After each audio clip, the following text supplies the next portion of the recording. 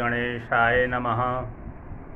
वंशी विभूषितकरानवनीरदाभात् पीताम्बरादरुणबिम्बफलाधरोष्ठात् पूर्णेन्दुसुन्दरमुखादरविन्दनेत्रात् कृष्णात् परं किमपि तत्त्वमहं न जाने।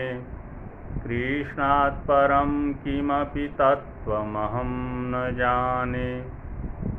मैं वेंकटेश शर्मा, सहायक प्राध्यापक, गुरुकुल संस्कृत महाविद्यालय बैरगनिया सीतामढ़ी, आज की ऑनलाइन कक्षा में उपशास्त्री प्रथम खंड के विद्यार्थियों का हार्दिक स्वागत करता हूं।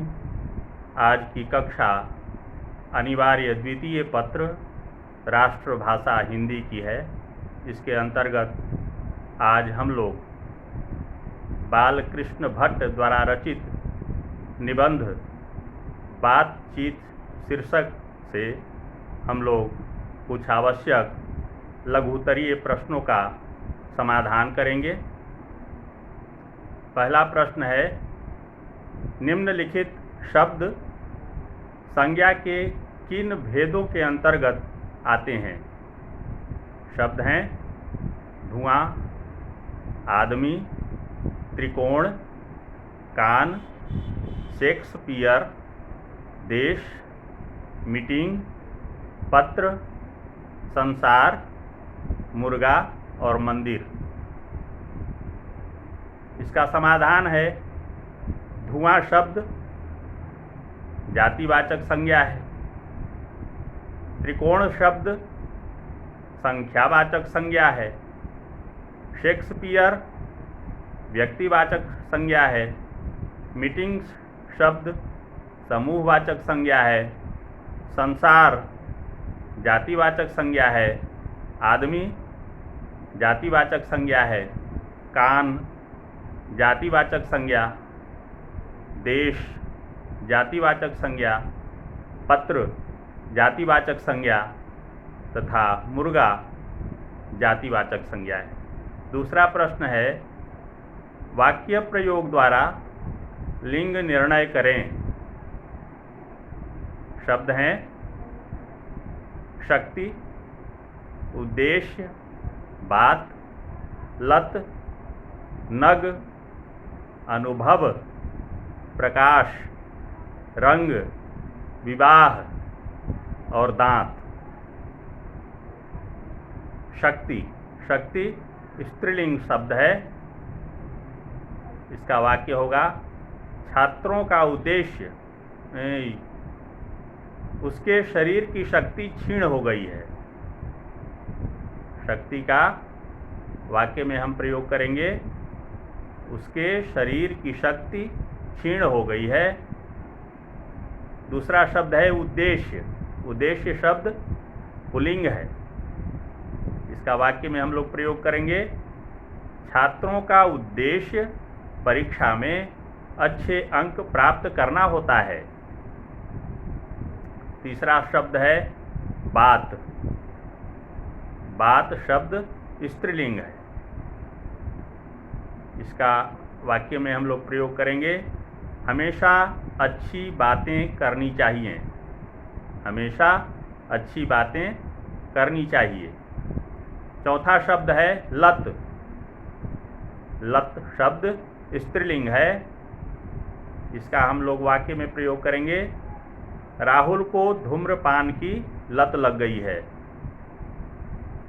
पांचवा शब्द है नग। नग शब्द पुल्लिंग है। इसका वाक्य में प्रयोग होगा, अंगूठी का नग बहुत ही चमकदार है।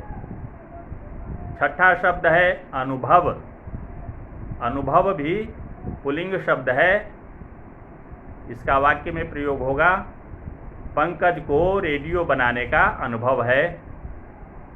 सातवां शब्द है प्रकाश। प्रकाश शब्द भी पुल्लिंग है। इसका वाक्य में हम लोग प्रयोग करेंगे, खिड़की से सूर्य का प्रकाश आ रहा है। खिड़की से सूर्य का प्रकाश आ रहा है।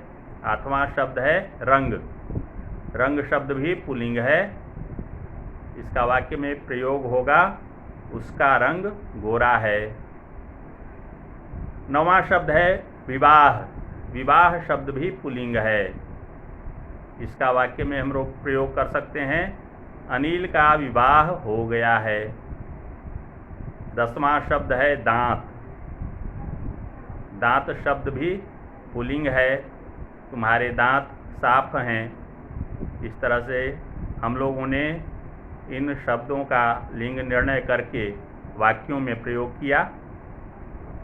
अगला प्रश्न है निम्नलिखित वाक्यों से विशेषण चुनें।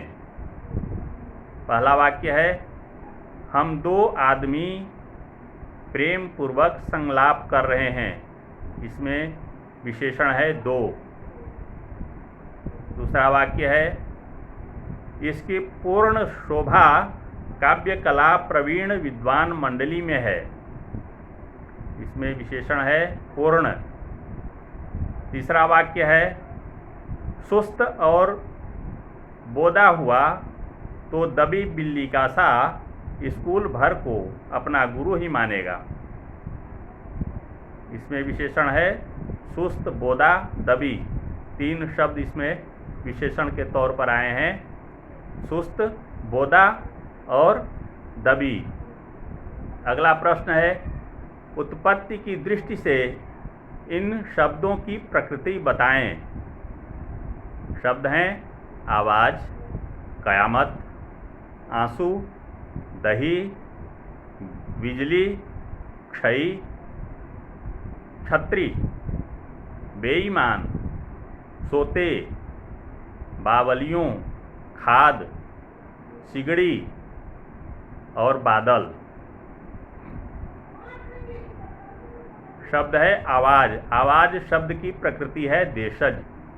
आंसू तद्भव, बिजली देशज, बेईमान देशज, बावलियों तद्भव, सिगड़ी तद्भव, कयामत विदेशज, दही तद्भव, क्षत्री तत्सम, सोते तद्भव, खाद तद्भव और बादल ये देशज शब्द हैं।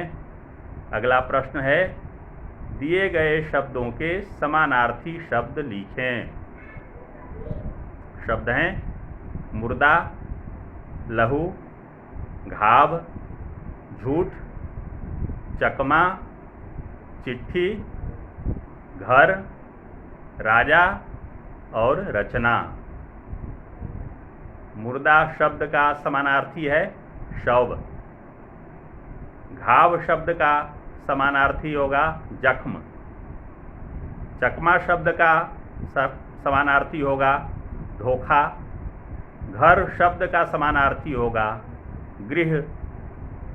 रचना शब्द का समानार्थी होगा कृति। लहू शब्द का समानार्थी शब्द होगा खून। झूठ शब्द का समानार्थी शब्द होगा असत्य। चिट्ठी शब्द का समानार्थी शब्द होगा पत्र। राजा शब्द का समानार्थी शब्द होगा नरेश। इस प्रकार आज हम लोगों ने बातचीत शीर्षक पाठ पर आधारित कुछ महत्वपूर्ण प्रश्नों का समाधान के बारे में अध्ययन किया। कल पुनः हम लोग बातचीत शीर्षक से ही कुछ प्रश्नों के समाधान करेंगे। धन्यवाद।